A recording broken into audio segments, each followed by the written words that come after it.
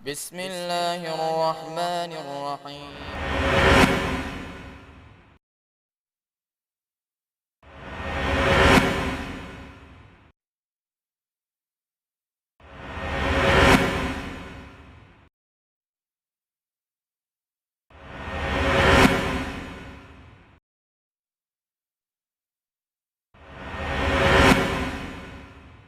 या अय्युहल्लज़ीना आमनुत्तक़ुल्लाह वक़ूलू क़ौलन सदीदा युस्लिह लकुम अमालकुम व यग़फ़िर लकुम ज़ुनूबकुम व मन युतिइल्लाह व रसूलहु फ़क़द फ़ाज़ फ़ौज़न अज़ीमा। अम्मा बाद फ़इन्न ख़ैरुल हदीस किताबुल्लाह व खैरुल हदी हदी मुहम्मदिन सल्लल्लाहु अलैहि व आलिहि वसल्लम व शर्रुल उमूरि मुहदसातुहा व कुल्लु मुहदसतिन बिदअह व कुल्लु बिदअतिन ज़लालह व कुल्लु ज़लालतिन फिन्नार। अम्मा बाद फ़अऊज़ु बिल्लाहि अस्समीइल अलीम मिनश शैतानिर रजीम मिन हम्ज़िही व नफ़्ख़िही व नफ़्ख़िही। बिस्मिल्लाहिर रहमानिर रहीम। इन्नमा कान क़ौलुल मुअमिनीन इज़ा दुऊ इलल्लाहि व रसूलिही लियहकुम बैनहुम अन यक़ूलू समिअना व अताना व उलाइका हुमुल मुफ़्लिहून। व क़ाल अल्लाहु तआला फ़ी मक़ामिन आख़र अल्लज़ीना आमनू व लम यल्बिसू ईमानहुम बिज़ुल्मिन उलाइका लहुमुल अम्न व हुम मुहतदून। व क़ाल अल्लाहु तआला फ़ी मक़ामिन आख़र हातू बुरहानकुम इन कुन्तुम सादिक़ीन। व क़ाल अल्लाहु तआला फ़ी मक़ामिन आख़र या अय्युहल्लज़ीना आमनुत्तक़ुल्लाह व कूनू मअस्सादिक़ीन।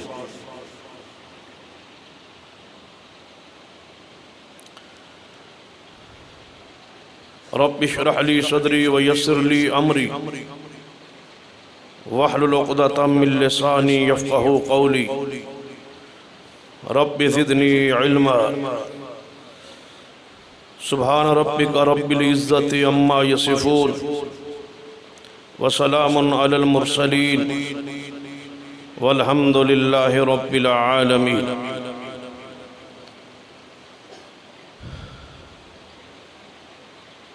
हज़रात तेज़ी वक़ार,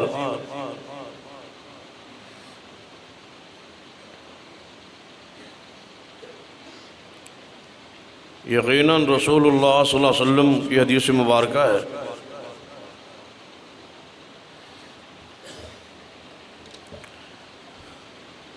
जामिअ तिर्मिज़ी में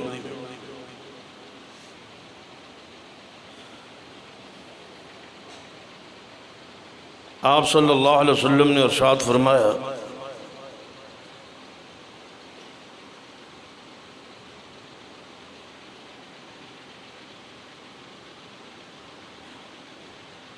कि नसारा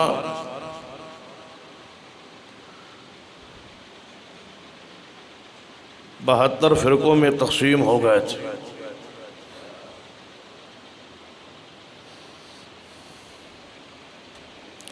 मेरी उम्मत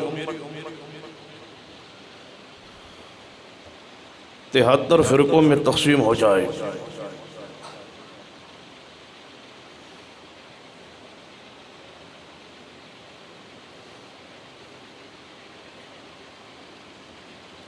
तिहत्तर फ़िरक़ों में से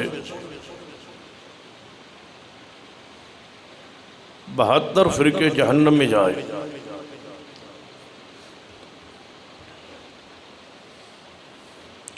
सिर्फ एक जमात जन्नत में जाए।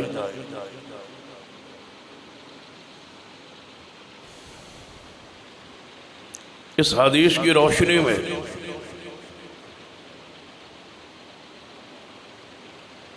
मुझ पर और आप पर लाजिम है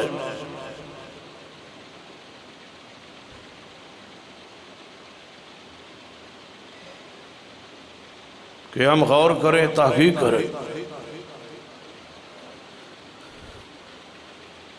कि मेरा शुमार, मेरा ताल्लुक किस गिरोह के साथ,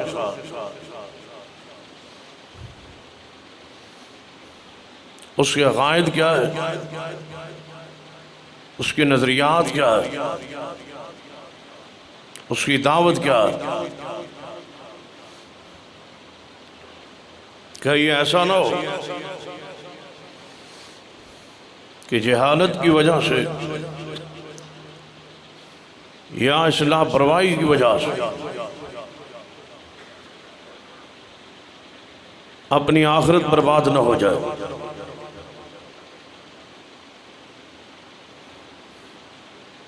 ये मामला दुनिया का नहीं कि चलो जैसे कैसे जिंदगी गुजर रही है गुजर जाए, आखिर एक दिन खत्म हो जाएगी ये दुनिया खिसी, लेकिन आखिरत की जिंदगी हमेशा की जिंदगी, वो कभी ना खत्म होने वाली जिंदगी। लिहाजा आखिरत के बारे में फिक्र कीजिए कि जब 73 फिरके उठेंगे आपका शुमार किस गिरोह के साथ है।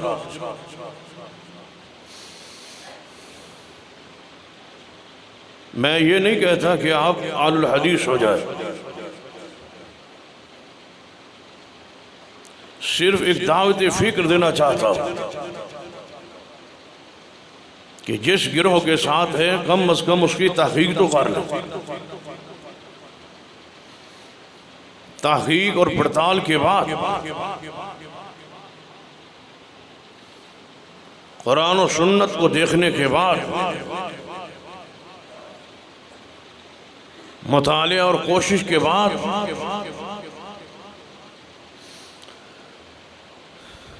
अगर आप इसी नतीजा पे पहुंचे कि जिस गिरोह में आप हैं वो हक पर है,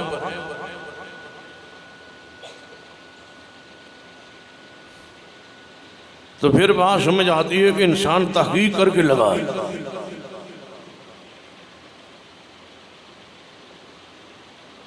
उसमें भी खता का इम्कान हो सकता है, लेकिन सिर्फ सुने सुनाए अकायद और नजरियात पे लग जाना ये अक्लमंदी नहीं। इस अकीदे पर आपकी निजात है,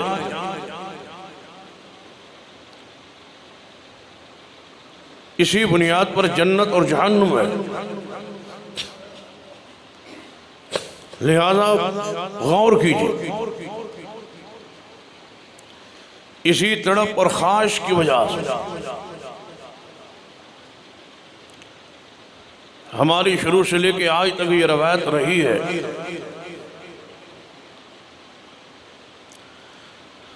कि हम रमज़ानुल मुबारक के आखिरी खुतबा जुमा है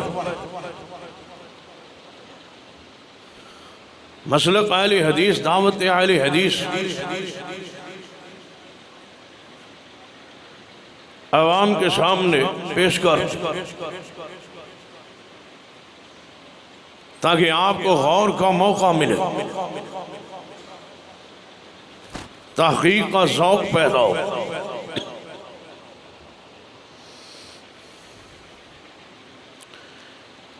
और यकीनन हमारी नीयत इरादा से अल्लाह वाकिफ है। मकसूद सिर्फ आपकी इस्लाह और अगर किसी एक शख्स की इस्लाह हो जाए तो हमारी निजात के लिए वही सबब ज़रिया बन जाए।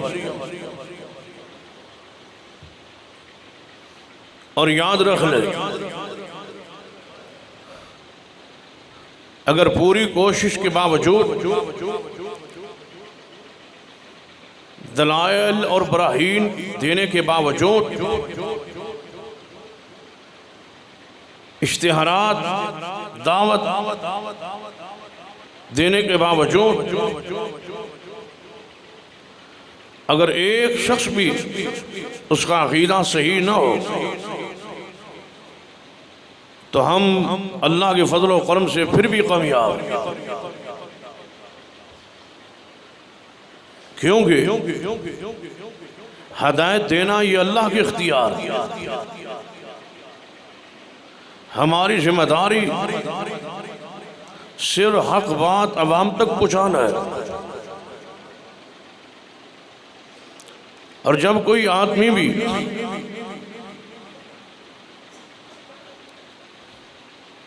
इस दावत को कबूल नहीं करता तो उस हदीस को पढ़ के सुकून मिलता है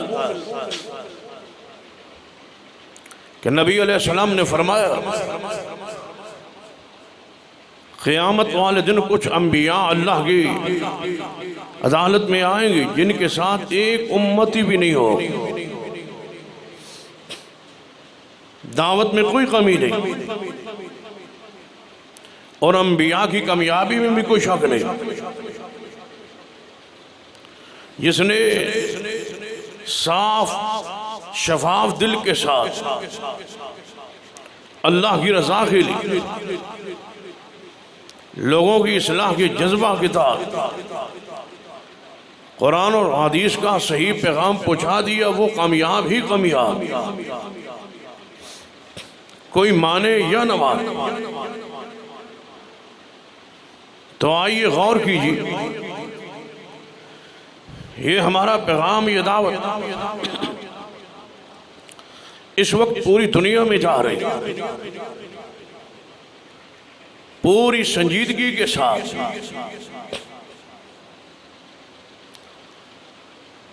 हम एक पैगाम, एक दर्स अब आपके सामने रखना चाहते हैं। आप गौर करें, जिस मनहज और जिस मसलक, जिस गिरोह के साथ इस वक्त आप हैं, क्या तहकीक करके आपने इस गिरोह को अपनाया, अपने अक़ायद और नज़रियात के दलाइल को परखा है, देखा है, कुरान पाक और हदीस को आपने पढ़ा है। क्योंकि कुरान एक ऐसी अजीम किताब है जो नाजिल ही इसलिए हुई कि हक और बातिल के दरमियान ये फ़र्क करे। अगर 30 पारे कुरान पाक के आपके घर में मौजूद है, फिर भी आपको हक का पता न चले तो आपसे बड़ा बदनसीब कौन हो। काश ये उम्मत कुरान को हक की तलाश के लिए पढ़े। इस इरादे से आप कुरान को खोलें।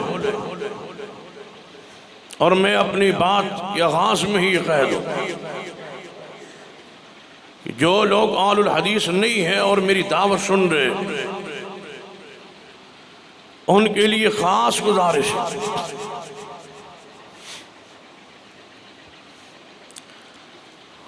कि वो 2 रकअत सलातुल हाजा पढ़े, 2 रकअत नमाज पढ़े और अल्लाह से रमज़ानुल मुबारक इन आखिरी लम्हात में दुआ करें कि ऐ अल्लाह, जो रास्ता, जो गिरोह, जो मनहज, जो मसलक इस वक्त दुनिया में हक है वो मुझे अता कर। और मुझे उम्मीद है बल्कि यकीन है कि अगर ये दुआ करके तलाश में निकलोगे तो अल्लाह आपको सिवाय मसलक अहले हदीस की और कुछ नहीं देगा। यही मनज और यही मसलक, यही दावत एक तसलसल के साथ चल रही है मोहम्मद रसूलुल्लाह से लेकर आज तक। हमने कोई और अलग गिरोह या दावत कायम नहीं की।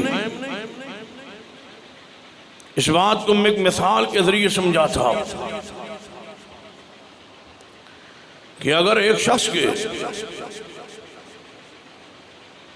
5 बेटे हो,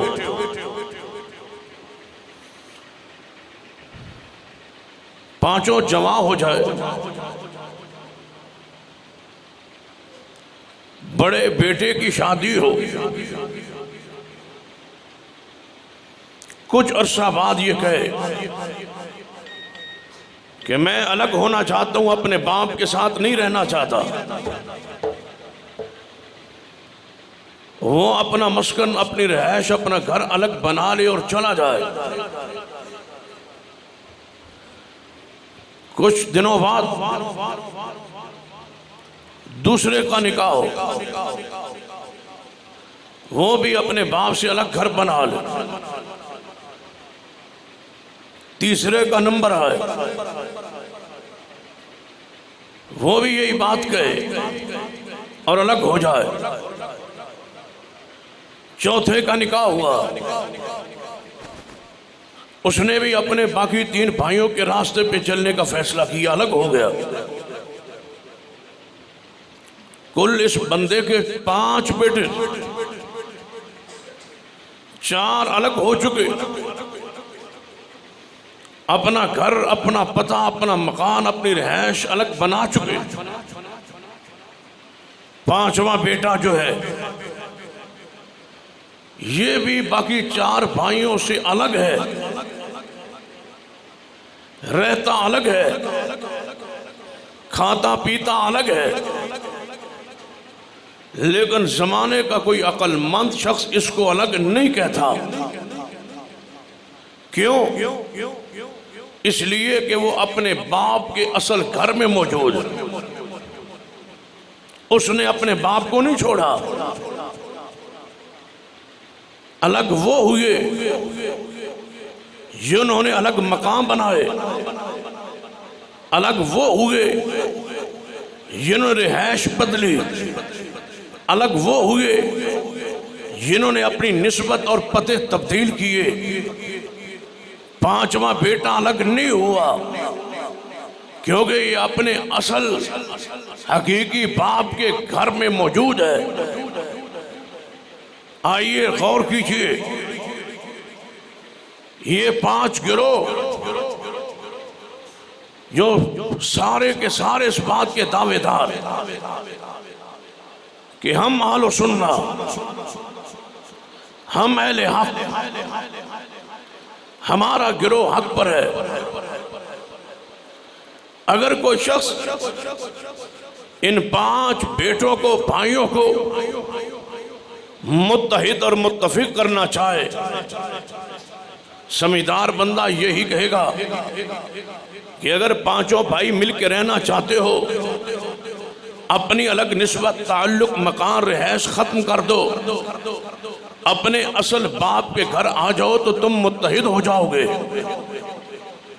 दुनिया हमें कहती है कि ये उलमा, ये अवाम इकट्ठी नहीं होती, मुत्तहिद नहीं हो सकते।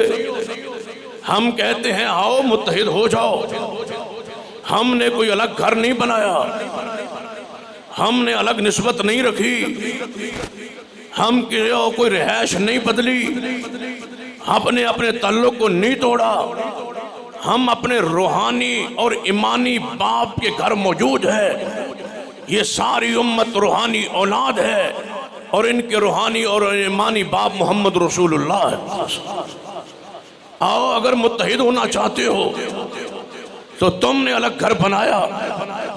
किसी ने उस घर का नाम इमाम अबू हनीफा के नाम पे रखा, किसी ने अपने मसलक की निस्बत इमाम शाफी रहमुल्लाह के नाम पे रखी, किसी ने इमाम मालिक के नाम पे, किसी ने अहमद बिन हम्बल के नाम पे।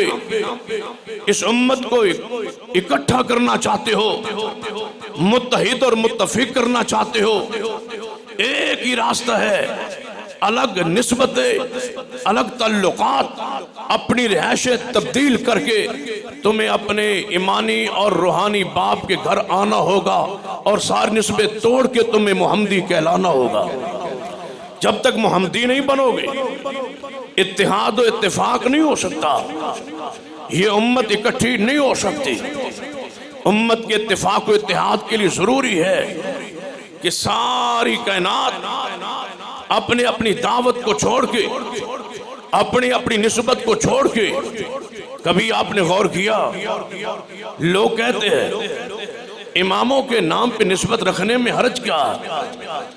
इसका मतलब है रसूलुल्लाह चाहते थे, और ये बात भी हमने अपने कानों से सुनी और आंखों से देखी और हमने ये बात पढ़ी। बड़े बड़े उलमा ने लिखा कि जिस इमाम के नाम पे चाहे मजहब बना लो, 4 इमामों के नाम पे मजहब बनाना जायज है। किसी इमाम के साथ जुड़ जाओ। मैं सवाल करता हूँ, फिर पैगंबर इस उम्मत को तकसीम करने आए थे, पैगंबर ये चाहते थे मेरी उम्मत तकसीम हो जाए, तफरीक का शिकार हो जाए, इमामों के नाम पे मसलक और नजरिए बना के 4 गिरोहों में तकसीम हो जाए। मेरे पैगंबर की ये ख्वाहिश नहीं है।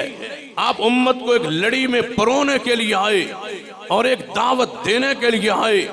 आप फिरका वरीयत को पसंद नहीं फरमाया करते थे। वातसिमू बिहब्लिल्लाह जमीअन वला तफर्रकू, ये पैगंबर की दावत थी। तो मानना पड़ेगा इमामों के नाम पर, बस्तियों के नाम पर मसलक बनाना ये फिरका वरीयत है, ये लड़ाई है, ये तकसीम है, और ये उम्मत के अंदर तफरीक है। और मोहम्मद के नाम पे जमात का नाम रखना ये उम्मत का इत्तिहाद और इकट्ठ है। जब तक सारी निस्बतें तोड़ के रसूलुल्लाह के नाम पे निस्बत नहीं जोड़ोगे, हम आज तक अपने रूहानी ईमानी बाप के साथ खड़े हैं। आलुल हदीस वो लोग जिनकी एक एक कौल, एक एक अमल, एक एक दावत सरवर कायनात मोहम्मद रसूलुल्लाह सल्लल्लाहु अलैहि वसल्लम की दावत आपकी हदीस के साथ जुड़ी हुई। आइए जरा गौर करें।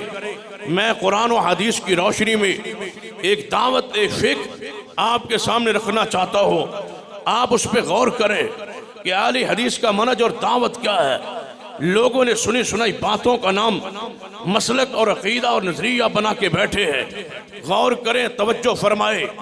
ईसा बिन मरियम आसमान पर जिंदा है। ईसा बिन मरियम आसमान पर जिंदा है। पूरी उम्मत का इज्मा और इत्तिफाक है इस मसले, इस अकीदे पर। कुर्बे क़यामत ईसा बिन मरियम इस जमीन पर उतर आएंगे। जब जमीन पर उतरेंगे तो गौर कीजिए, हमारी दावत पर, हमारे मसलक पर, हमारे नजरिए पर, हमारे सोच पे आप जरा गौर करें। हमें ये ताना देने वालों कि तुम रसूलुल्लाह को नहीं मानते, तुम रसूलुल्लाह का अदब एहतराम नहीं करते, तुम्हें रसूलुल्लाह की आमद और आने की खुशी नहीं है। अहले हदीस की दावत पे, फिक्र पे गौर कीजिए। ईसा बिन मरियम आसमां पर जिंदा है। कुर्बे क़यामत आपका नज़ूल होगा। अगर आज ईसा बिन मरियम इस जमीन पर आ जाए तो हमारे ताल्लुक ईसा बिन मरियम के साथ कैसा होगा?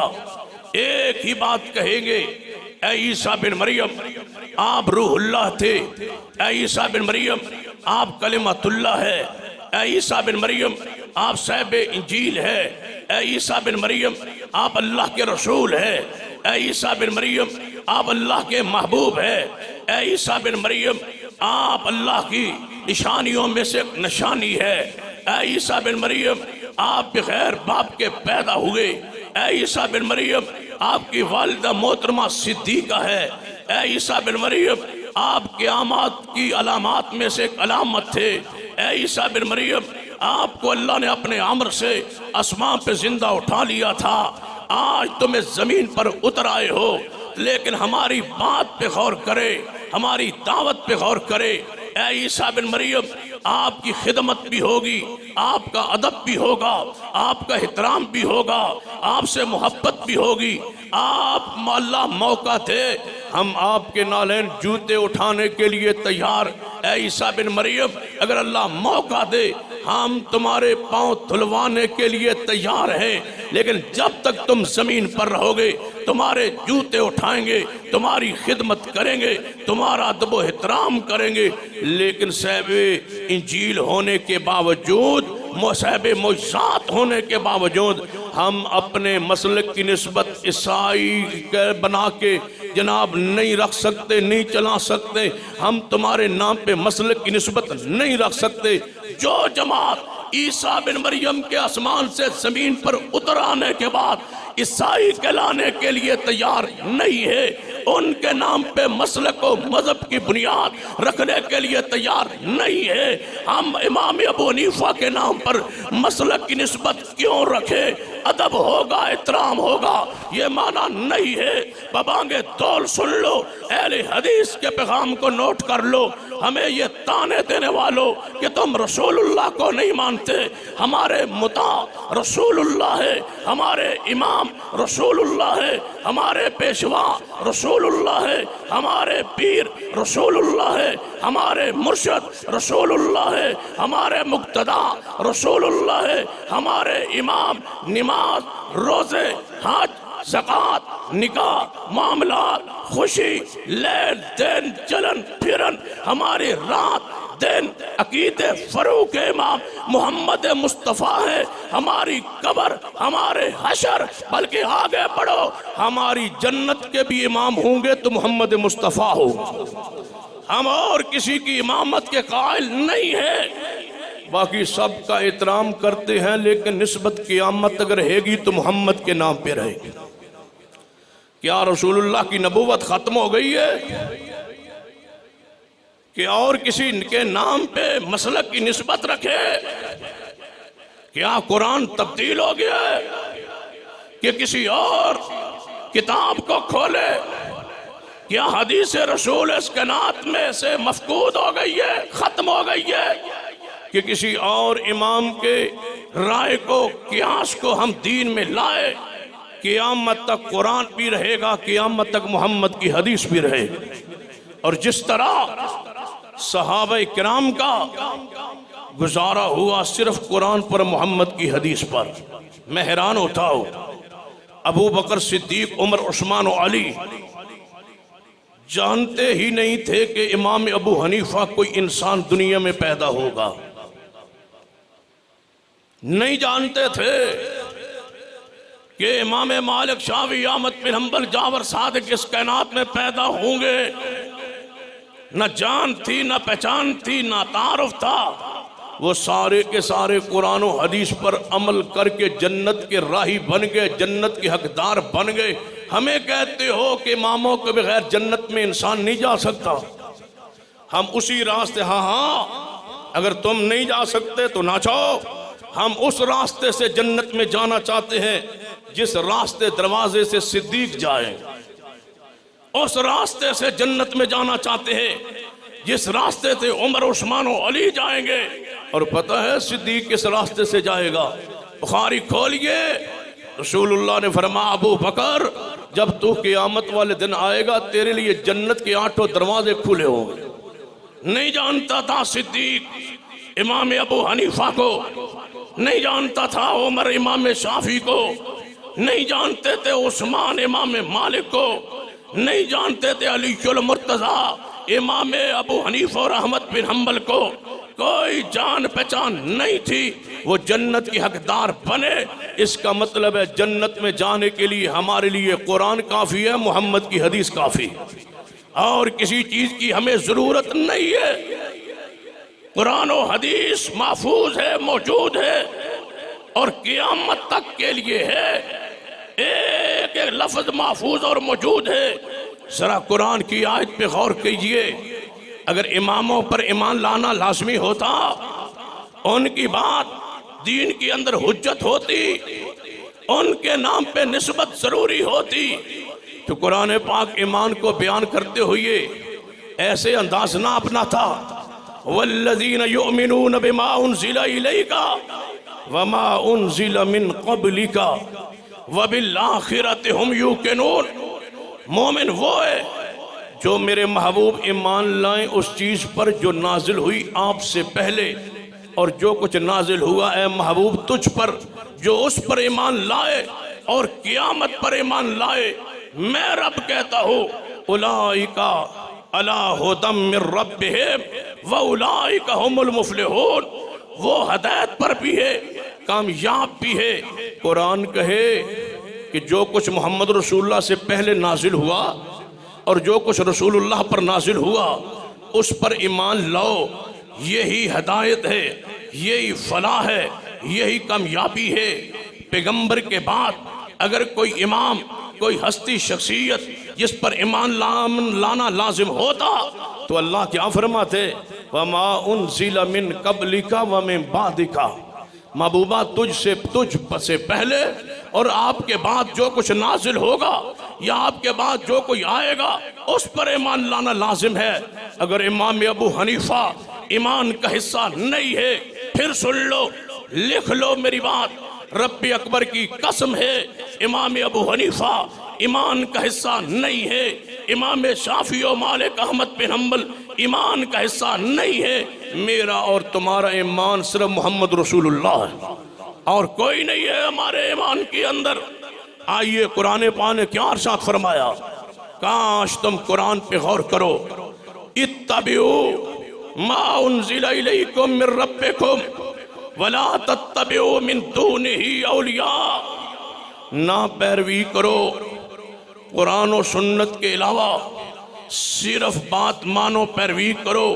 मा उनज़िला इलैकुम मिर रब्बिकुम, जो कुछ अल्लाह ने तुम्हारी तरफ नाजिल फरमाया उसकी पैरवी करो। मुझे बतलाओ आसमान से क्या नाजिल हुआ? फिका हनफी मुनज़्ज़ल मिन अल्लाह है, फिका शाफी और मालिकी हम्बली मुनज़्ज़ल मिन अल्लाह है, आसमान से नाजिल हुई नहीं। तो कुरान कहता इत्तबिऊ मा उनज़िला इलैकुम मिर रब्बिकुम, पैरवी उसकी करो जो अल्लाह ने तुम्हारी तरफ नाजिल किया है। नाजिल क्या हुआ? अनज़लल्लाहु अलैकल किताब वल हिकमा। रब फरमाता है महबूब हमने तुझ पर कुरान नाजिल किया और तुझ पर मोहम्मद ए महबूब तुम्हारी सुन्नत, तुम्हारी हदीस नाजिल की है। कुरान और हदीस के अलावा कोई चीज़ मुनज़्ज़ल मिनल्लाह नहीं है और कुरान और हदीस के अलावा हम कुछ मानने के लिए तैयार भी नहीं। ये हमारे लिए काफ़ी है। बतलाओ कि कुरान और पैगंबर की हदीस, मैं हैरान होता हूँ, वो कौन सा मसला है, वो कौन सा मसला है जो कुरान और हदीस से इशारतन, किनायतन, इस्तिदलालन, सराहतन साबित लो। एक एक मसले के लिए, एक एक अमल, अकीदे के लिए हमारे लिए कुरान और पैगंबर की हदीस काफ़ी है। हम उस रास्ते पे नहीं चलना चाहते जिस रास्ते पे यहूद और नसारा चले थे। इत्तखज़ू अहबारहुम व रुहबानहुम अरबाबा मिन दूनिल्लाह। यहूद और नसारा ने अपने दरवेशों को और अपने उलमा को अल्लाह को छोड़ के रब बना लिया था, अल्लाह को छोड़ के रब बना लिया था। ये आयत नाजिल हुई, हातिम ताई का बेटा आदी आगे बढ़ा, या रसूल अल्लाह इस आयत ने तो मुझे हिला के रख दिया है कि हम हमारे बारे कुरान ये कह रहा है कि यहूद और नसारा ने अपने उलमा और दरवेशों को रब बना लिया था। हम अपने उलमा को रब नहीं कहते थे, रब नहीं मानते थे। तो ये कुरान क्या कह रहा है? रसूलुल्लाह ने फरमाया थी तुम्हारे उलमा जिस चीज को हलाल कहते थे तुम मान लेते थे ना? जी या रसूल अल्लाह। जिसको हराम कहते थे तुम मान लेते थे, जिसके वो हलाल कहते तुम मान लेते थे ना? जी हाँ या रसूल अल्लाह। फरमाया जो उलमा के हलाल करता चीज को हलाल जाने, जो अपने दरवेशों, पीरों, फकीरों, बुजुर्गों की हराम करदा चीज को हलाल और हलाल को हराम जाने, वो ऐसे समझे कि मैंने रब को छोड़ के इन पीरों को रब बना लिया। लिहाजा अदी बिन हातिम पुकार उठे, या रसूलुल्लाह ये बात तो थी, ये बात तो थी, आज मुझे बतलाओ क्या इस कायनात में वो पीर, फकीर, बुजुर्ग नहीं है जो हलाल को हराम और हराम को हलाल कहते हैं और फकीर उनके मुरीद मानते हैं? जाओ 7 शरीफ में जाके देखो क्या नहीं हो रहा। देखिए, नेट पे जाइए, जाके देखिए, रिसर्च करिए, या खुद जाके देखिए, मुशाहिदा कीजिए।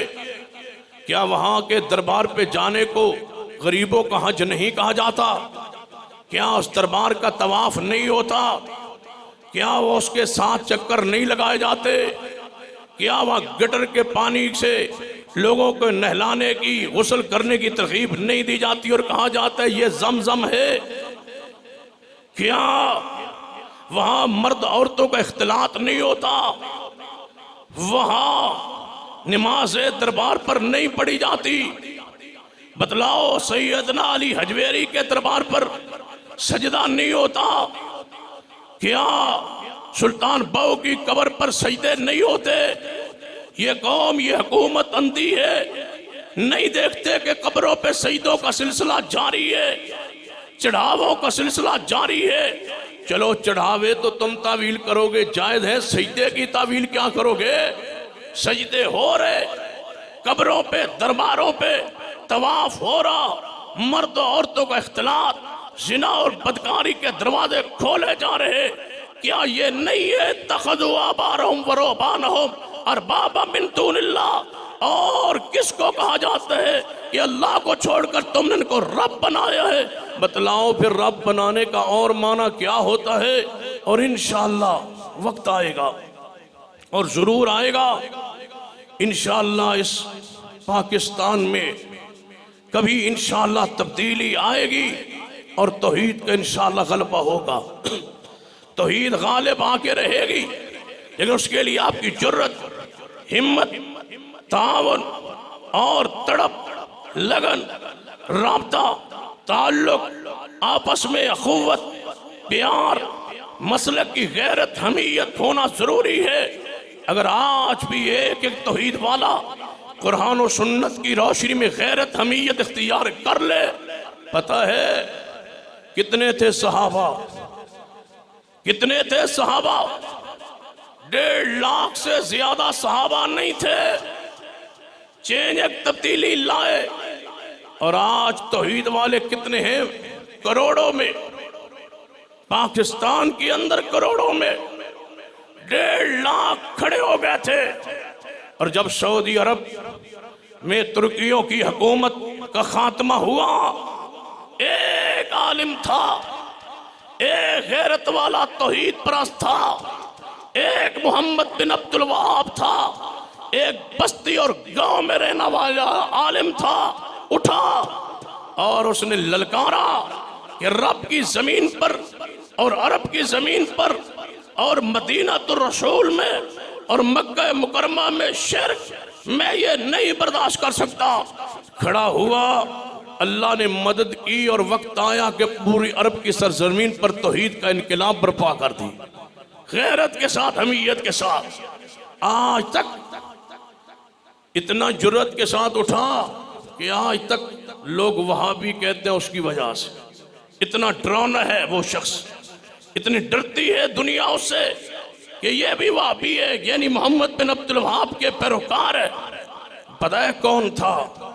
वो उस कबीले से था जिस कबीले के बारे में सैयदना अबू हुरैरा ने फरमाया था, सहीह बुखारी के अंदर हदीस है कि मुझे बनु तमीम से प्यार है, इसलिए कि रसूलुल्लाह को इस कबीले से प्यार था।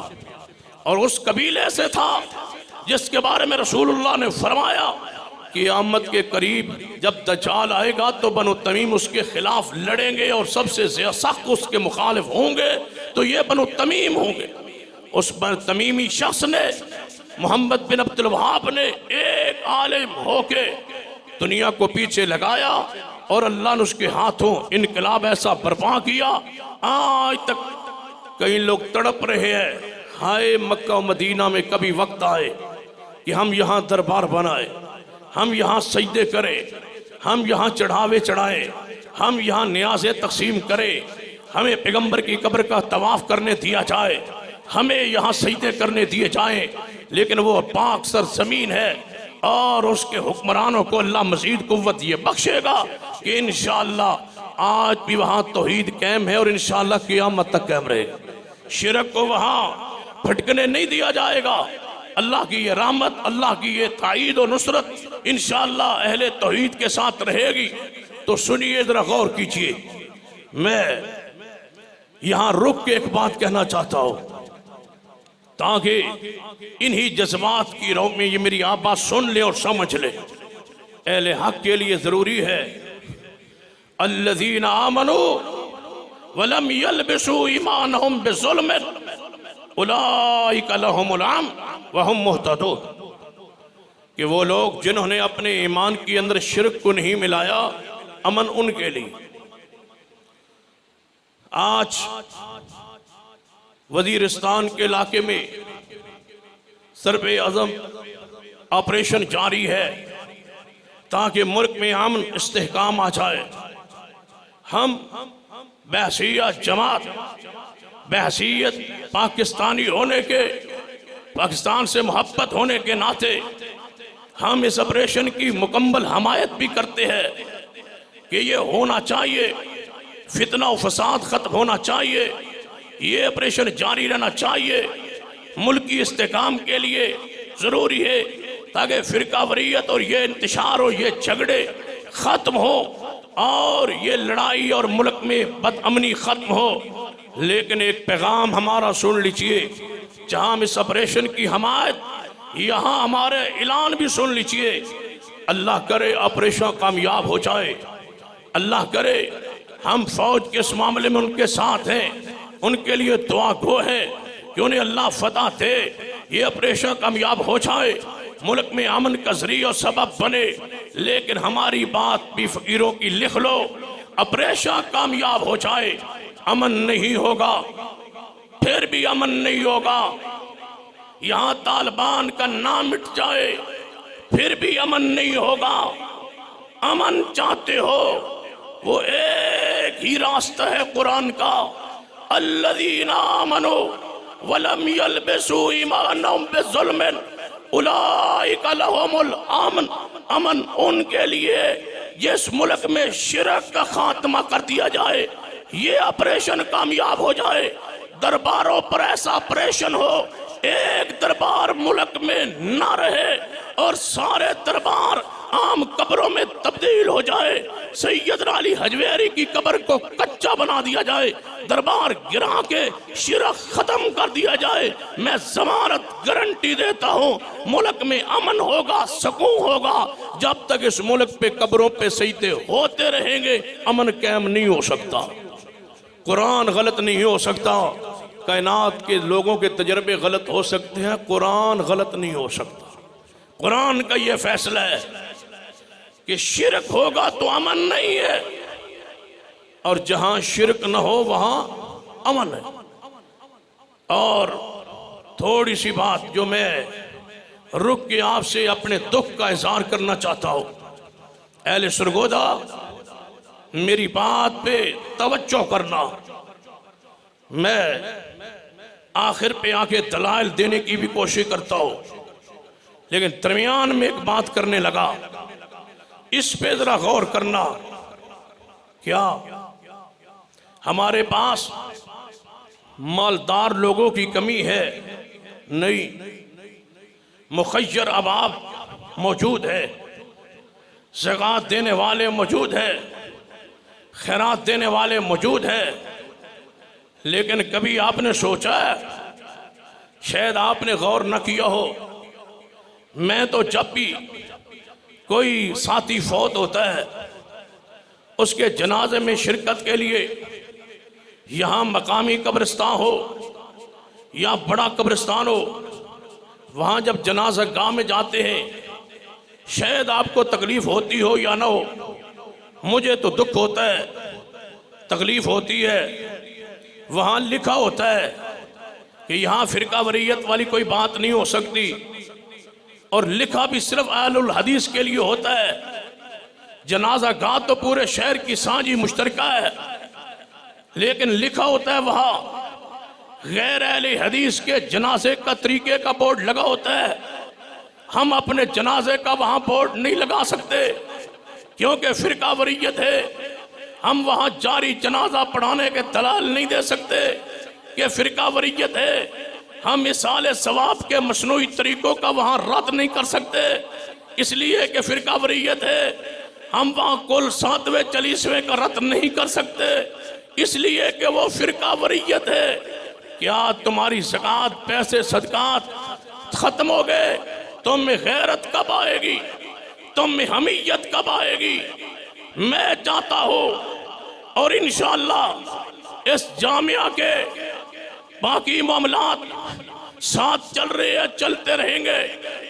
और सबसे पहले मेरी ख्वाहिश चाहत ये है, और मुझे अल्लाह ने जिंदगी बख्शी, ये मैं काम करके छोड़ूंगा कि सरगोदा में मेरी ख्वाहिश चाहत तमन्ना ये है, अगर तुम साथ दो माली लिहाज से, अखलाकी लिहाज से, और माली लिहाज से बढ़ के मुझे अखलाकी आपका ताउन चाहिए, और आपका खून, पसीना, मोहब्बत, प्यार के कलिमात चाहिए, साथ माली ताउन चाहिए।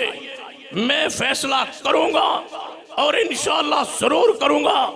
आज न सही तो कल इंशाअल्लाह हम ये फैसला करने के इंशाअल्लाह इरादे और नीयत में है। मेरे अहदाफ में से, बड़े अहदाफ में से ये सबसे बड़ा हदफ है, मेरे मकासद में से सबसे बड़ा मकसद है कि मैं इंशाअल्लाह सरगोदा शहर में जगह खरीदूंगा और वहां पर अहले हदीस ट्रस्ट के तहत कब्रिस्तान बनेगा, और पूरे कब्रिस्तान में मैं एक कब्र नहीं बनने दूंगा जो मोहम्मद की सुन्नत के खिलाफ हो। हम खुद खरीदेंगे जगह। क्या कभी आप अपने बुजुर्गों को दफन करते जाते हैं कब्रिस्तानों में तो वहां पर मैयत के लिए जगह होती है? नहीं होती। आप किसी कब्र के ऊपर आके दफन करके आ जाते हैं, लेकिन मेरे दिल तो खून की आंसू होता है। क्या हम अपने पैसों से, अपनी ज़कात और सदकात से एक कब्रिस्तान के लिए चंद एकड़ या 1-2 एकड़ भी जगह खरीद नहीं सकते जो हमारे अहले हदीस ट्रस्ट के ज़ेर इंतज़ाम चले, जिस पर लिखा हो कि यहाँ सिर्फ कब्र वो बनेगी जो मोहम्मद की सुन्नत के मुताबिक, सिर्फ सुन्नत के मुताबिक। और आज मुझे वो अल्फाज याद आ रहे हैं, और अगर मैं उसका तज़किरा ना करूं तो इंसाफ नहीं होगा। मेरे उस्ताद, मेरे मुरब्बी, मेरे शेख, मेरे जामिया के इज्जत और पहचान हाफिज जुबैर अली सई, अल्लाह उनकी कब्र पे करोड़ों रहमतें नाज़िल फरमाए, अपनी बीमारी से चंद दिन पहले मुझे इसी मस्जिद के हाल के आखिर पे लेके खड़े हो गए और मुझे ये कहते हैं कि अगर मैं फौत हो जाऊं तो मुझे सरगोदा में ही दफन कर देना। मैंने अज़राह मिज़ाक कहा, शेख आप अपने इलाके में दफन क्यों नहीं होना पसंद करते? वहाँ आप फौत हों, वहाँ आपको दफन करें। मिज़ाक के तौर पे कह रहा था। जो शेख ने अल्फाज कहे उन अल्फाज का मैं सिर्फ अमी हूँ। ये अल्फाज पूरे मुल्क में किसी शख्स को उन्होंने नहीं कहे। जो अल्फाज उन्होंने मुझे कहे वो उनकी गैरत और मसल की हमीयत और एक रुख दे गए जवानों को तहकीक और रिसर्च का। क्या फरमाते हैं? फरमाते हैं हमारे इलाका में जो कब्रिस्तान है उसमें एक भी आलुल हदीस दफन नहीं है। जहाँ तौहीद वाला दफन न हो वहाँ मैं दफन होना भी पसंद नहीं करता। क्या जज्बात थे उस शहर के, अल्लाह उनकी कब्र पे करोड़ों रहमतें नाज़िल फरमाए। तो क्या आप नहीं चाहते कि हमारे बुजुर्ग, हमारे वालिदैन, हमारे अजीज़ व अक़ारब की कब्र सुन्नत के मुताबिक बने? कि आप नहीं पसंद करते कि हमारे दोस्त व अहबाब जो फौत हों उनकी कब्रें सुन्नत के मुताबिक हों? अगर कल मैं फौत हो जाता हूँ, आप हो जाते हैं, यहीं दफन करके आ जाएंगे। लिहाजा वक्त से सारी जनाब कोशिश इसके लिए मुख्तस कर दे और इंशाअल्लाह हम इसमें ज़रूर कामयाब होंगे। इंशाअल्लाह हम कब्रिस्तान के लिए जगह लेंगे और इसमें इंशाअल्लाह हम कामयाब भी होंगे। इंशाअल्लाह मुझे उम्मीद है आप ताउन भी करेंगे इंशाअल्लाह। जब हमने ये ऐलान किया, फैसला किया, तो आप इसके लिए हमारा साथ देंगे। हम शिर्क को बर्दाश्त नहीं कर सकते, ये हमारी गैरत का मसला है। हम बिदात को बर्दाश्त नहीं कर सकते, ये हमारी गैरत का मसला है। सुन लीजिए सहाबा किराम रिज़वानुल्लाह अलैहिम मजमीन का क्या साफ सुथरा मनहज अकीदा था। गौर करना, ये मदाइन का इलाका फतह हुआ, सिपा सलार ने एक कासिद को भेजा, जाओ मदीना में जाके अमीरुल मोमिनीन सैयदना उमर रज़ी अल्लाह ताला से कह दो कि अल्लाह ने बड़ी फतह बख्शी है और इलाके के इलाके फतह हो गए। कासिद पैगाम लाया मदीनतुर रसूल में, सैयदना उमर रज़ी अल्लाह ताला अन्हु से ये बात की, पैगाम दिया, खुशखबरियाँ सुनाई, बड़े खुश हुए। जब खुश हुए तो सैयदना उमर फरमाते हैं उस कासिद से कि सफ़र की कोई ख़ास बात तुम्हारे इल्म में है तो वो बतलाओ। क्या फरमाया उस सीना उमर ने, इस सफ़र की ख़ास बात। कासिद कहता है मैं अमीरुल मोमिनीन, ख़ास बात है ये है कि हमें इस दौरान मार्के के दौरान एक किताब मिली। ये किताब मिली है, बड़ी रूहानी किताब है, बड़े उसमें किस्से हैं, वाक़यात हैं। हम जब जिहाद मार्का से फारिग होते ना, रात को अपने खैमों में आते और आकर के हम उस किताब को पढ़ते और हमारे ईमान ताज़ा हो जाता, रोंगटे खड़े हो जाते। अमीर उमर सुन के जज्बात में आ गए। जिसका मनज साफ हो वो शिर्क और बिदात को कैसे बर्दाश्त कर सकता है। सीना उमर जज्बात में आए और फरमाया अमिन किताबिल्लाह, क्या वो किताब जो तुम पढ़ते रहे उसमें कोई कुरान की बातें थी। वो कहने लगा अमीर उमर कुरान की बात कहाँ होगी, वो तो काफरों के कले से मिली हमें किताब। वैसे किससे रूहानी पढ़े थे, हम पढ़ते रहे। अमीर उमर ने कोड़ा पकड़ा, उठे, उसकी पुष्ट पे कोड़े मारने लगे और फरमाया, क्या फरमाया, ये है मनज, ये है अकीदा, ये है मसलक अहले हदीस। हम क्या चाहते हैं, हमारी ख्वाहिश क्या है, क्या पैगाम देना चाहते हैं। सैयदना उमर उसकी पुष्ट पे कोड़े मार रहे और फरमा रहे, क्या तुमने रात को वो किताबें पढ़ते रहे जो तुम्हें कले से मिली, जिसमें किस्से और कहानियां थे। जब तक उमर जिंदा है और जब तक कुरान मौजूद है, उमर किसी किताब को नहीं पढ़ने देगा। कुरान को तुमने क्यों नहीं पढ़ा, सूरह यूसुफ को क्यों नहीं पढ़ा, आसनुल कसस को क्यों नहीं पढ़ा, क्यों पढ़ी वो किताब जिसमें कुरान की बातें नहीं थी। पहली कौमें क्यों तबाह हो गई, इसलिए कि उन्होंने तौरात और ज़बूर और इंजील को रख छोड़ा और उलमा की किताबें पढ़ते रहे, हलाक व बर्बाद हो। अहले हदीस व अहले सुन्नत के लोगों, आइए ये किताबें क्यों पढ़ते हो गैर मुस्तनद, ये नूरनामा, ये फैज़ान सुन्नत, ये हिकायात, ये कहानियाँ, ये फ़ज़ाइल अमाल, ये बश्ती ज़ेवर, ये सारी किताबें गैर मुस्तनद हैं, गैर मुस्तनद। इनकी कोई शरई हैसियत नहीं है। इनमें कुरान और हदीस के खिलाफ अक़ायद व नज़रियात व अमाल मौजूद हैं। हम चाहते हैं कि ये उम्मत सारी किताबों को छोड़ के इनके हाथ में सिर्फ कुरान आ जाए, सिर्फ कुरान, सिर्फ पैगंबर की हदीस, कुरान, बस। ये है सहाबा इकराम का मनहज और अकीदा। अगली बात पे गौर कीजिए, दो कबीले बनु असद और बनु गतफान, ये आपस में लड़ते रहे। सहाबा किराम के खिलाफ, इस्लाम के खिलाफ, दीन के खिलाफ ये लड़ते रहे। कई सहाबा इनके हाथों शहीद हुए, कई इनके साथी मारे गए। सैयदना अमीर अबू बकर सिद्दीक का ज़माना खिलाफत, ये दोनों कबीलों के सरदार, नुमाइंदे, तर्जमान इकट्ठे होके आ गए और कहने लगे, ऐ अमीरुल मोमिनीन, हम सुलह चाहते। लड़ाई ख़त्म हो गई, झगड़ा ख़त्म हो गया, हम ज़िम्मी बन के जिजिया दे के अक़लियत अपने आप को तस्लीम करके हम यहाँ रहेंगे, लेकिन मुसलमान नहीं होना चाहते। हम रुक के मेरे इस पैगाम को सुनिए। हम क्या चाहते हैं? सुलह। मुसलमान नहीं होंगे, सिर्फ सुलह करेंगे। सैयदना सिद्दीक ने फरमाया, अगर तुम सुलह चाहते हो फिर सुलह के अंदर शराइत हमारी मर्जी की होंगी। फरमाया शराइत तय कर लो। फरमाया हमारी शर्त ये होगी कि जितने बंदे तुमने हमारे शहीद किए उनका खून बहा दियत तुम्हें देना पड़ेगी, और जितने बंदे हमने तुम्हारे मारे उनका हम कुछ नहीं देंगे।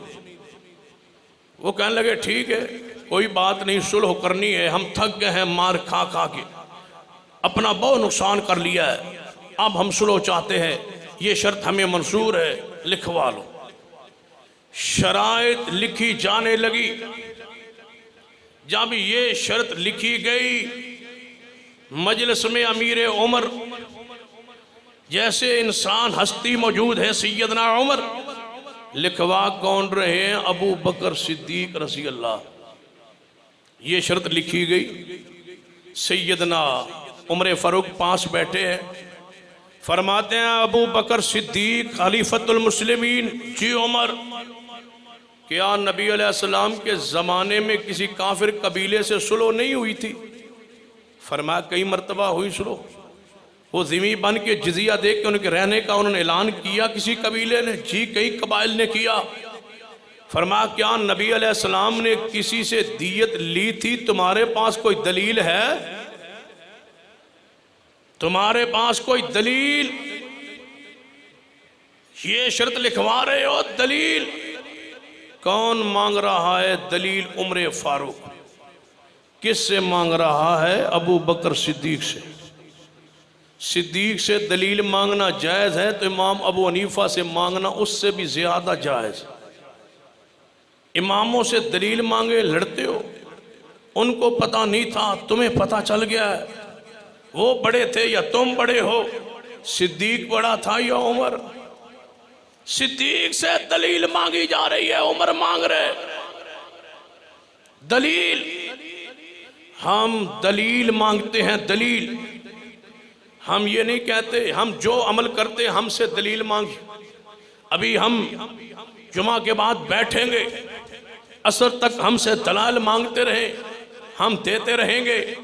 हमसे पूछिए हम सीने पर हाथ क्यों बांधते हैं? इसलिए कि इब्न खुज़ैमा की हदीस है। हमसे पूछिए हम अपने दोनों हाथों को कंधों के बराबर क्यों उठाते हैं? इसलिए कि बुखारी के अंदर हदीस है। हमसे पूछिए हम अल्लाह व बायद बैनी क्यों पढ़ते हैं? इसलिए कि बुखारी के अंदर हदीस है। हमसे पूछिए हम फातिहा इमाम मुक्तदी क्यों पढ़ते हैं? इसलिए कि बुखारी और मुस्लिम में हदीस है। हमसे पूछो हम ऊंची आमीन क्यों कहते हैं? सिर्फ इसलिए नहीं कि मक्का और मदीना में होती है, इसलिए कि सहीह बुखारी में है, रसूलुल्लाह और सहाबा आमीन कहते थे। हमसे पूछो हम रुकू चाहते रफुल यदैन क्यों करते हैं? इसलिए कि बुखारी में हदीस है। हमसे पूछो कि नबी अलैहिस्सलातु वस्सलाम से रुकू के बाद रफुल यदैन साबित है, तो हम दलील दे, हाँ बुखारी में है। हमसे पूछो हम 2 रकत पढ़ के उठते हुए रफीदैन क्यों करते हैं? इसलिए कि बुखारी में है। हमसे पूछो 2 सजदों के दरमियान हम दुआ क्यों पढ़ते हैं? हाँ इसलिए कि मुस्लिम में हदीस है। हमसे पूछो हम जलसे इस्तराहत क्यों करते हैं? इसलिए कि बुखारी और मुस्लिम में हदीस मौजूद है। हमसे पूछो दोहरी अजान क्यों कहते हैं? अबू दाऊद में हदीस है। हमसे पूछो हम इकारी अकामत क्यों कहते हैं? बुखारी में हदीस है। हमसे पूछो हम 8 तरावी क्यों पढ़ते हैं? बुखारी में हदीस है, हमसे पूछो आप पाँव से पाँव क्यों मिलाते हैं। बुखारी में हदीस है, हमसे पूछो कि तुम हमदन कसीरन क्यों पढ़ते हो, इसलिए कि बुखारी में हदीस है। हमसे पूछो हम एक वितर क्यों पढ़ते हैं, इसलिए कि बुखारी में हदीस है।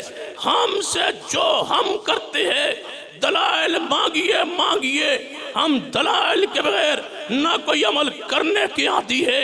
हम जीते हैं दलील के साथ और इंशाअल्लाह मरेंगे भी तो दलील के साथ इंशाअल्लाह। एक एक अमल हमारा दलील पर है। जरा जुर्रत कीजिए, हम आपसे पूछते हैं, तुम रोजाना लाउड स्पीकर पे कहते हो वबे सौम गदिन नवैतु मिन शहर रमजान, क्या है दलील तुम्हारे पास? अभी तक माँ ने वो लाल पैदा नहीं किया जो दलील थे, तुम्हें मानना पड़ेगा। तुमने ये दुआ खुद बनाई है, मदीना तो रसूल से नहीं आई, रसूलुल्लाह पर नाज़िल नहीं हुई। हम तुमसे पूछते हैं कि तुम इफ्तारी के वक्त ऐलान करते हो, दलील दे दो ऐलान की कि ऐलान से रोजा इफ्तार होता हो। हम दलील देते हैं, पैगंबर ने फरमाया अज़ान मुअज्जिन देगा, मुअज्जिन के गले में रोजा भी डाल दिया गया, नमाज भी डाल दी गई। ये अजान कहेगा मेरी उम्मत नमाज पढ़ेगी, ये अजान कहेगा मेरी उम्मत रोजा रखेगी, रोजा इफ्तार करे। हम दलील देते हैं जो तुम कहते हो। और कभी सजा पे तुमने गौर किया? हमने सहरी की अजान कही बुखारी की हदीस की रोशनी में, और तुमने सैरन बजाया, तुमने ढोल खड़का जनाब खटखटाया पूरी गलियों में। मैं अल्लाह की कसम जब वो ढोल की आवाज़ सुनता हूँ तो रोजाना दिल में जब भी मुझे आवाज़ आए मैं कहता हूँ अल्लाह तेरा शुक्र है कि हमें ढोल की नहुसत से बचाया और अजान की रहमत हमें अता फरमाई।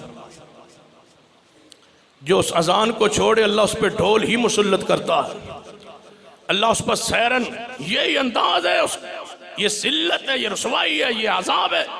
हम पूछते हैं सहरी की अजान दे तो लड़ते हो, जब कब्र पे अजान देते हो तुम्हारे पास दलील क्या है? 40 कदम पीछे खड़े होके दुआएं करते हो, दलील क्या है? कब्र के दफन करने के बाद तलकीन ऊपर पढ़ते हो, तुम्हारे पास दलील क्या है? कुल 7वां 40वां करते हो, दलील क्या है? अजान से पहले मुरव्वजा सलात पढ़ते हो, दलील क्या है? इसका मतलब है तुम दलाइल नहीं रखते। अल्लाह के फजल से हमारा बड़े से बड़ा हो, हम उससे दलील मांगते हैं। दलील मांग रहे हैं उमर सैयदना सिद्दीक से, दलील दो। सिद्दीक ने फरमाया दलील तो कोई नहीं है उमर, मेरे पास दलील नहीं है। मैंने कहा चलो काफिर फंसे हुए हैं, इनसे माल ले लो, कुछ मईशत मजबूत हो जाएगी, पैसा बैतुल माल में आ जाएगा। दलील नहीं है। वाह उमर तेरी अजमत तेरी शान पे कुर्बान जाए। क्या फरमाया? आमिरुल मोमिनीन सैयदना सिद्दीक, नाराज ना होना, सारी दुनिया मान ले, उमर दलील के बगैर नहीं मानेगा। दलील दे दो, हाँ दलील दे दो। हम तो परवाने हैं, दीवाने हैं मोहम्मद रसूलुल्लाह के। दलील दे दो कि ये काम रसूलुल्लाह सहाबा करते थे, हमारा तो फायदा है कुल 7वां 40वां करने में, दुनिया में भी कुछ मिलेगा, आखिरत में तो फिर दलील देंगे तो तभी मिलेगा। लेकिन हमने ये सारी बिदात क्यों छोड़ी है? मोहम्मद की सुन्नत की वजह से। हम मजबूर हैं, रसूलुल्लाह की सुन्नत से वफाई नहीं कर सकते। हमारे आका और पीरो मुर्शद वही है। दलील दो। सिद्दीक ने फरमाया दलील कोई नहीं है। उमर ने फरमाया मैं नहीं मानूंगा। सिद्दीक खड़े हो गए, फरमा अगर उमर नहीं मानता, दलील चूंकि मेरे पास नहीं है, काट दो ये बात, ये शर्त ही काट दो। मुझे उमर ने सीधा कर दिया है, हमारे पास कोई दलील नहीं है, काट दो ये बात। तो आइए फैसला करते हैं। फैसला कौन बात कहने लगा हो, आइए लड़ाई झगड़े ख़त्म कर ले। हमारे उलमा की सारी किताबें तुम खंगालो, देखो, वो नवाब सिद्दीकुल हसन खान हो, वो वहीदुज़्ज़मा हो, वो तुम्हारी जनाब हदिये जनाब वो नुज़ुल अबरार हो, या तुम्हारे बकौल किसे हमारे बुजुर्ग की कोई किताब हो, वो शाह इस्माइल की किताब हो, वो वहीदुज़्ज़मा की किताब हो, बल्कि आगे पढ़िए वो अल्लामा एहसान ज़हीर की किताब हो, वो शेखुल इस्लाम मौलाना सना उल मसरी किताब हो, वो अबू सलाम मौलाना सिद्दीक सरगोदवी रहमतुल्लाह किताब हो, वो हमारे किसी आलिम मुहद्दिस की किताब हो, लाइए हमारे उलमा की सारी किताबें, सुनिए, हुक्मरानों तक भी पैगाम पहुँचाए, फिरकावरियत कैसे ख़त्म होगी। आओ मैं बतलाता हूँ, अहले हदीस के उलमा की सारी किताबें खोलो, एक जगह पे रख दो, पढ़ते जाओ।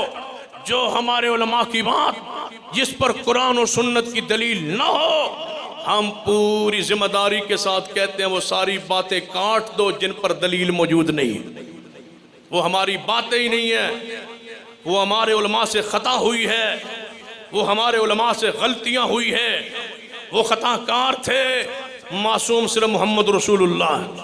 काट दो वो सारी बातें जिन पर दलील नहीं है, लड़ाई खत्म हो, झगड़े खत्म हो, आए रोज ना अमन कमेटी बनाना पड़े, ना उसमें कोई मसाइल जनाब ज़ेरे बांस लाना पड़े।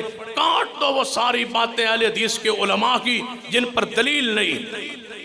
और जब हमारी किताबें काट दी जाएं, वो बातें जिन पर दलील नहीं, हमारी किताबें साफ हो जाएं, फिर हमें इजाज़त दो, हम खोलें बश्ती ज़ेवर को, कंस कदूरी को, हिदाया को, हम खोलें फैज़ान सुन्नत को, हम खोलें फतावा रिज़विया को, हम खोलें तुम्हारी गैर मुस्तनद ये सारी किताबें, और हम यही गुजारिश करेंगे जो अपने बारे में ही कही, काट दो वो सारी बातें जिन पर दलील नहीं। जब तुम्हारी किताबों की वो बातें काट दी जाएं, हमारी बातें भी काट दी जाएं, बाकी क्या बचेगा? एक कुरान महफूज रहे, एक मोहम्मद की हदीस महफूज रहे। तुम्हारे मसलक दफन हो जाएंगे, हमारा मसलक फिर भी इंशाअल्लाह कायम रहेगा, कुरान कायम रहेगा, हदीस कायम रहेगी। काट दो वो बातें, और जब सारी बातें काट दी जाएंगी, कुरान और हदीस रहेगा। सिद्दीक ने फरमाया काट दो ये बात, ये शर्त जिस पर दलील नहीं है। लोग पूछते हैं दुनिया अहले हदीस क्यों हो रही है, धड़ाधड़ लोग अहले हदीस हो रहे हैं, सुनिए क्यों हो रहे हैं, वजह बतलाता हूं। जब ये बात काट दी गई, सैयदना उमर के कहने पर, दलील न होने पर काट दी गई, काफरों के दोनों कबीलों के नुमाइंदे तर्जमान सामने बैठे थे। एक उठा, पता क्या कहते हैं अपने दूसरे कबीले के दोस्त से, मुझे लगता है यार इस्लाम का मज़ा नहीं आ गया, इस्लाम का मज़ा नहीं आ गया। हमारा बुजुर्ग तो गलती कर जाए तो हमें तो आंखें ऊपर करने की भी जरूरत नहीं है, हिम्मत नहीं है, देखने की हिम्मत नहीं है। ये मज़ा नहीं आ गया इनके दीन का, इस्लाम का, कि सिद्दीक इनका खलीफतुल मुस्लिमीन वो बात करे जिस पर दलील न हो, ये कटवाते हैं। ये हमारे खिलाफ थी, हमें पैसे देना पड़ने थे, और इनके हक में थी और इन्हें कटवा दी, दलील मांगी है, बड़े से दलील। ये दीन है, ये दीन है। मुझे तो लगता है मज़ा आ गया इस दीन का, इस्लाम का। दूसरा उठा, कहता है मुझे ऐसे लगता है ये दीन ज़मीन पर नहीं बना, ये आसमान से आया है। ये दीन ज़मीन पर नहीं बना, ये आसमान से आया है। दोनों कबीले उठ खड़े हुए, कहने लगे अमीरुल मोमिनीन खलीफतुल मुस्लिमीन सिद्दीक जी, हमारी लड़ाई झगड़े ख़त्म हो गए, सुलह के पैगाम जो लेके आए थे वो भी ख़त्म हो गए, रहने दो, हमें कलमा पढ़वा लो, हम मुसलमान होना चाहते हैं। ये आपका इस्लाम है, ये आपका दीन है, सच है। लोग अहले हदीस क्यों होते हैं? हमारा कमाल नहीं है, ये कमाल कुरान का है, मोहम्मद की हदीस का है। हम दिखाते जाते हैं ये है हदीस, ये है मसलक, ये है अमल, ये है अमल। हमने अपनी तरफ से कोई बात बनाई नहीं, हमें इंशाअल्लाह काटने की, कटवाने की ज़रूरत ही नहीं। जहाँ ख़ता हुई है हम उसको मान, और मैं कहा करता हूँ ये मनज, ये सहाबा का इस मनज के अमीन आच आलुल हदीस है। अगर तुम चाहते हो किस्से कहानियों से अपना आप को बचाना चाहते हो, लड़ाई और फिरकावरियत से बचाना चाहते हो, खुद साख्ता दुआओं से बचना चाहते हो, विरद वजीफ़ों से बचना चाहते हो, चिल्ला कशी से बचना चाहते हो, रहबानियत से बचना चाहते हो, शिरक और बिदात से बचना चाहते हो, अपनी गैरत इज़्ज़त का दिफा चाहते हो, अगर तुम चाहते हो तुम्हारी छुप के बीवी और बेटी और बहन धागे पीरों से दम करवाने ना चली जाए। अगर तुम चाहते हो कि वहाँ 2-2 3-3 रातें रह के ना आए, अगर तुम चाहते हो वहाँ तवीज़ फरोशी हो रही हो और तुम्हारी बच्चियाँ वहाँ उसको मुठियाँ दबा रही हो, अगर तुम चाहते हो कि तुम्हारी गैरत इज़्ज़त महफूज रहे, तो आइए इस मसलक को अपनाइए जिसमें गैरत भी है, इज़्ज़त भी है, पर्दा भी है, हया भी है, शरीयत भी है, अकीदा भी है, तौहीद भी है, पैगम्बर की सुन्नत भी है। एक एक अमल ऐसा हमारे पास, एक एक अमल पर दलाइल मौजूद है। हम अपनी मर्जी से कुछ नहीं करते, जहाँ ख़ता हो जाए उसको एलानिया तस्लीम करते हैं। हमारे किसी बड़े से ख़ता हो जाए हम मानते हैं, छोड़ देते हैं। हम नहीं किसी की बात को कुरान सुन्नत के मुकाबले में मानते। मैं इसलिए सवाल किया करता हूँ, अल्लाह के बंदो, आपने इमामों की बात को हरफ़े आखिर जाना है। इमाम से ख़ता भी हो सकती है, बात सही भी हो सकती है, तुम्हारा मज़हब मशकूक है, पता नहीं कहाँ गलती हुई कहाँ गलती नहीं हुई। मैं हैरान होता हूँ, 1.5 लाख 2 लाख मसाइल हैं फ़िक़्ह हनफ़िय्या वालों के बकौल के 1.5 लाख इज्तिहादी मसाइल हैं जो इमाम साहब ने हल किए, और तुमने इमाम शाफी रहमतुल्लाह अलैह को इमाम मानते हो, कहते हम इमाम मानते हैं। इमाम मालिक भी इमाम है, अहमद बिन हम्बल भी इमाम है, वो भी बुजुर्ग हैं। 1.5 लाख मसाइल में इमाम शाफी को गलती लगी, हमारे इमाम ने सही कहा है। जिस इमाम को 1.5 लाख मसाइल में गलती लगे वो इमाम होता है? कहते हो इमाम भी है और गलती भी करता है, और इमाम साहब को गलती लगी है 1.5 लाख मसाइल में। शाफी को गलती लग गई, इमाम मालिक को गलती लग गई, अहमद बिन हम्बल को गलती लग गई, लेकिन हमारे इमाम को एक गलती भी नहीं लगी। और नबी मानने का नाम माना क्या होता है? तुमने तो नबी माना है इमाम साहब को, नाउज़ुबिल्लाह। जिस तरह बाकी अइम्मा से ख़ता हो सकती है, इस तरह इमाम अबू हनीफा रहमुल्लाह से भी ख़ता हो सकती है। ख़ता को मसलक नहीं बनाते, ख़ता को छोड़ देते हैं। कुरान गलती से पाक है, मोहम्मद की हदीस गलती से पाक है। इसी पर अल्लाह क़याम रखे, इसी पर अल्लाह मौत दे। अक़ूलु क़ौली हाज़ा व अस्तग़फ़िरुल्लाह ली व लकुम व लिसाइल मुस्लिमीन व आख़िरु दावाया अल्हम्दुलिल्लाहि।